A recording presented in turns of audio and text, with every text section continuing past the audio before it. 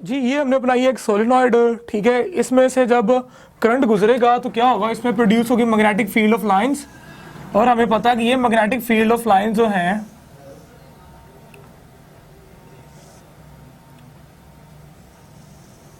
कुछ इस तरह होंगी।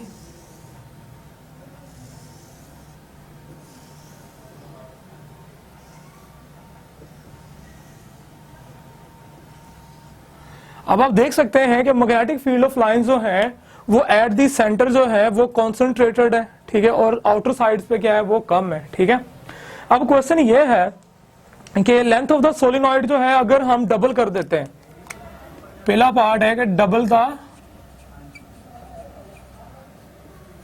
Double the length of solenoid, ठीक है। यही कहा गया है कि double the length of the solenoid. Yes, अगर हम इसकी लेंथ जो है बच्चों, ये लेंथ जो है इसे अगर हम कहते हैं एल है, ठीक है, और इसकी जो नंबर ऑफ टर्न्स है उसे हम कह देते हैं एन है, ठीक है। तो एम्पेयर्स लॉ जो था हमें बताता है कि हम कैसे जो है इसको मालूम कर सकते हैं। सोलिनॉइड में से जो मैग्नेटिक फील्ड होती है वो इक्वल होती है म्यू नॉट एन इंटू आई, और इसमें से गुजरने वाला जो करंट है वो है आई। यहाँ पे एन जो है स्मॉल एन हमें पता है किसके इक्वल होता है, number of turns per unit length, number of turns per unit length. पहला केस है कि जब हम लेंथ डबल कर देंगे, यानी कि एल की जगह हम कर देंगे 2L, ठीक है। ये सारे फिक्स रखने हैं। अब आप देख सकते हैं कि अगर हम लेंथ डबल कर देते हैं तो जो B है हमारी वो इनवर्सली प्रोपोर्शनल है किसके, लेंथ के, ठीक है। अगर लेंथ डबल हो जाएगी तो हाफ हो जाएगी क्या भला, मैग्नेटिक फील्ड हमारी, ठीक है।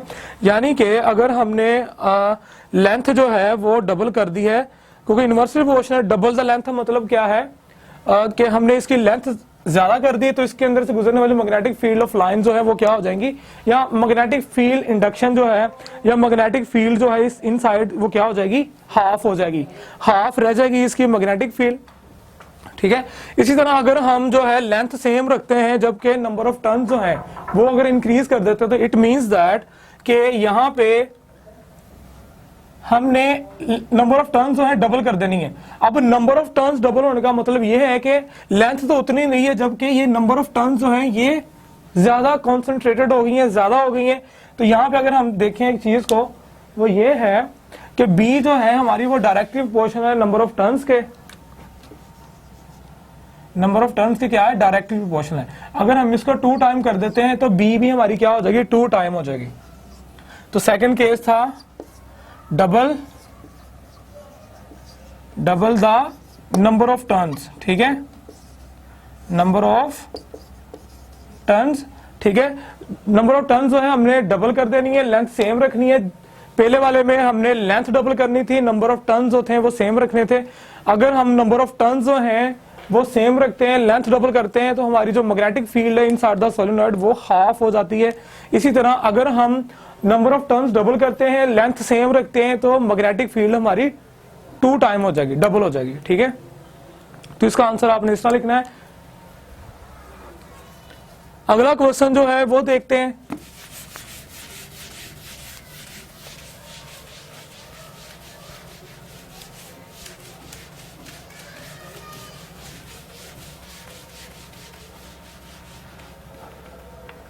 जो नेक्स्ट क्वेश्चन है वो है 14.4। 14.4 की जो स्टेटमेंट है, at a given instant a proton moves in a positive x direction in a region where there is a magnetic field in a negative z direction, what is the direction of the force, will the proton continue to move in positive x direction, explain. Okay जी, हमारे पास x axis है, y axis है और z axis है, ठीक है। ये एक्स एक्सिस, ये वाई एक्सिस और ये जी एक्सिस पॉजिटिव है तो हम इसका नेगेटिव ले लेते हैं इस तरफ। ये हमारे पास जी डैश यानी नेगेटिव एक्स जी डायरेक्शन है। ये तीनों जो है बच्चों याद रखो, तीनों एक्सिस जो है परपेंडिकुलर है एक दूसरे के। ये परपेंडिकुलर है, ये परपेंडिकुलर है और ये परपेंडिकुलर है। ये तीनों एक दूसरे के क्या है, म्यूचुअली परपेंडिकुलर है, ठीक है। अब उसने कहा यह है कि अगर हमारे पास एक प्रोटॉन है वो मूव कर रहा है अलोंग द पॉजिटिव एक्स, ये प्रोटॉन है प्लस के फॉर्म में मैंने बना दिया, प्रोटॉन जो है मूव कर रहा है along the x axis, positive x axis में, ठीक है। और उसने कहा जी मैग्नेटिक फील्ड ऑफ लाइन जो है वो है नेगेटिव जी डायरेक्शन की तरफ, ये मैग्नेटिक फील्ड ऑफ लाइंस है इस तरफ, ठीक है। Along the negative z direction में मैग्नेटिक फील्ड ऑफ लाइंस है, along the x axis positive direction के अंदर जो है वो है प्रोटॉन मूव कर रहा है, ठीक है। What is the direction of the magnetic force, will the proton move, proton continue to move in the positive direction. Okay बच्चों, फोर्स जो है मैग्नेटिक फोर्स हमें पता है किसके इक्वल होती है, Q into V cross B, ठीक है। यह है मैग्नेटिक फोर्स जो हम मालूम करते हैं ड्यू टू पॉजिटिव चार्ज है, हमारे पास प्रोटॉन है, इसकी जगह आप प्लस ई लगा लें तो ये हो जाएगा प्रोटॉन, ठीक है, या क्यू भी लिखा रहने में कोई फर्क नहीं पड़ता। अब ये जो फोर्स होती है बच्चों ये परपेंडिकुलर होती है किसके, V के एज वेल एज किसके, B के, ठीक है। तो इट मींस दैट कि जो चार्ज जो है वो मूव कर रहा है with velocity V along the x direction, magnetic field जो है वो है नेगेटिव Z डायरेक्शन में, यानी कि F जो है वो परपेंडिकुलर है B के भी और V के भी, ठीक है। तो it means according to right hand rule जो हमारी फोर्स लगेगी वो इस तरफ लगेगी, ठीक है, यानी कि फोर्स हमारी आ जाएगी इस रीजन में इस तरफ, यानी कि ये उस तरफ, या ये हमारी फोर्स की डायरेक्शन होगी F की जो होगी एक्स वाई डायरेक्शन में, एक्स वाई रीजन कर लें, ठीक है। यानी कि फोर्स एक्चुअली इस तरफ नहीं होगी बल्कि फोर्स होगी वाई डायरेक्शन में, जो चार्ज जो है वो मूव करेगा एक्स वाई डायरेक्शन में, ये लिख दे motion of charge, motion of charge. Okay दोबारा करते हैं, दोबारा बताता हूं आपको शुरू से। हमारे पास चार्ज था, प्रोटॉन वो मूव कर रहा था along the positive x direction में, मैग्नेटिक फील्ड जो थी बच्चों वो थी नेगेटिव जी डायरेक्शन में, ठीक है। अब फोर्स जो होती है हमें पता है physical Q into V cross B होती है, Q की जगह हमने पॉजिटिव E लिख दिया प्रोटॉन की वजह से। अब प्रोटॉन मूव कर रहा है with velocity V along the positive x direction, और जो फील्ड है हमारी वो है नेगेटिव जी डायरेक्शन में। तो हमने ये देखा है, हमने ये पढ़ा भी है कि जो फोर्स होती है वो परपेंडिकुलर होती है इन दोनों के प्रोडक्ट के, यानी वो परपेंडिकुलर होगी इन दोनों का प्रोडक्ट जो है, अगर लें इसको अगर हम मूव करें towards the negative z direction तो थंब हमारा जो है वो रिप्रेजेंट करेगा डायरेक्शन ऑफ द फोर्स को, फोर्स की डायरेक्शन होगी वाई एक्सिस के अलोंग, जबकि चार्ज जो है वो मूव नहीं करेगा किसके अलोंग, एक्स एक्सिस के अलोंग, पॉजिटिव एक्सिस के अलोंग। जैसे इसमें मैग्नेटिक फोर्स लगेगी तो इसकी जो मूवमेंट है वो एक्स वाई रीजन के अंदर हो जाएगी, ठीक है, वो एक्स वाई प्लेन के अंदर जो है वो मूव करना शुरू कर देगा, इन फॉर्म ऑफ सर्कुलेट करना शुरू कर देगा, आप कहते हैं। सो हम कह सकते हैं force will be in y direction and movement of the proton will be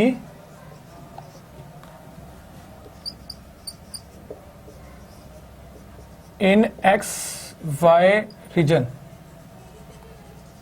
ठीक है। यानी कि फोर्स जो है वो y डायरेक्शन के अलोंग होगी और जो चार्ज जो है यानी प्रोटॉन जो है वो मूव करना शुरू कर देगा एक्स वाई रीजन के अंदर, ठीक है। उसके नेक्स्ट क्वेश्चन जो है वो हम देखते हैं।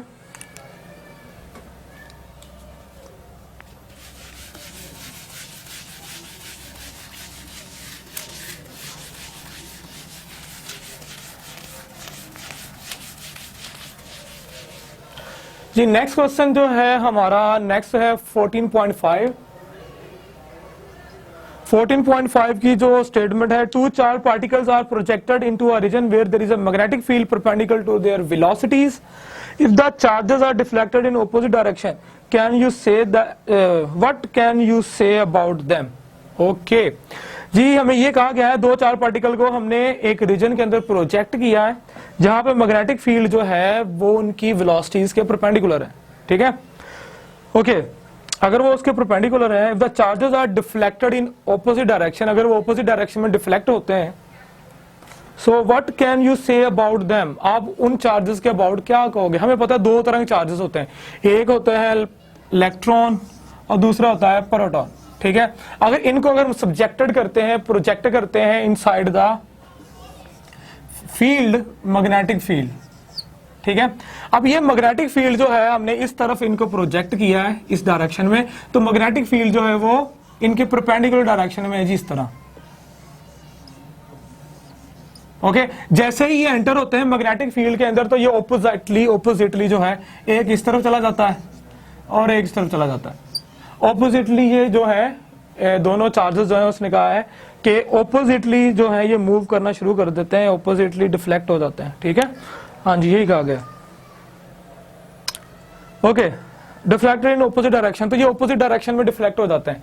अब हो सकता है ये दोनों सेम चार्जेस भी हो सकते हैं, ये दोनों ऑपोजिट चार्जेस भी, यानी अनलाइक भी हो सकते हैं और अलाइक चार्जेस भी हो सकते हैं। दोनों केसेस देखते हैं।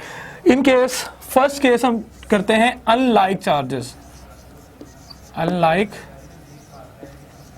चार्जेस, यानी जब ये दोनों अनलाइक चार्जेस होंगे, इनकी वेलोसिटीज जो हैं ये इस तरफ थी, परपेंडिकुलर थी, ठीक है, परपेंडिकुलर डायरेक्शन v में इस तरफ इनकी डायरेक्शन थी, लेकिन जैसे ही वो फील्ड में आते हैं, ठीक है, जैसे फील्ड में आते हैं तो वो ऑपोजिटली क्या करते हैं, मूव करते हैं। ओके तो ऑपोजिटली डिफ्लेक्ट होते हैं, इसका मतलब है कि वो दोनों जो है वो क्या है, एक है प्रोटॉन, दूसरा क्या है, इलेक्ट्रॉन।